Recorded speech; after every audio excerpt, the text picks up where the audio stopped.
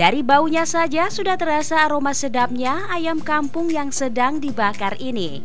Satu ekor ayam kampung tolak pinggang Teta Chani ini dibakar dan ditaburi bumbu rahasia sehingga aroma nikmatnya terbawa asap. Untuk menyantap ayam tolak pinggang ini tentu saja dengan sambal tumis dan ada juga sepiring kecil garam, jeruk nipis dan jeruk purut serta lombok kecil. Ayam kampung semuanya menunya ayam kampung. Jadi ada ayam tol begitu kan, ayam dibakar kan.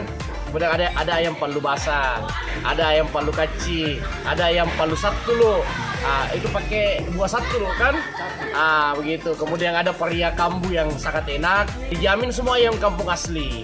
Dan standar harganya di bawah dari rumah makan ayam kampung pada umumnya di kota Makassar.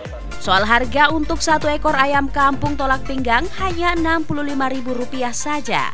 Tak hanya ayam tolak pinggang, di sini ada pula menu ayam goreng kampung, ayam kampung palu basah, ayam kampung paleko, dan ayam kampung palu kaci.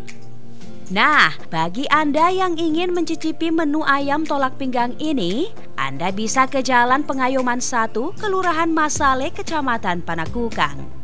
Khairuddin, Fajar TV dan Fajar Radio melaporkan.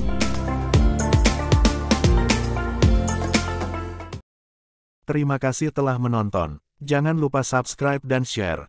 Terima kasih.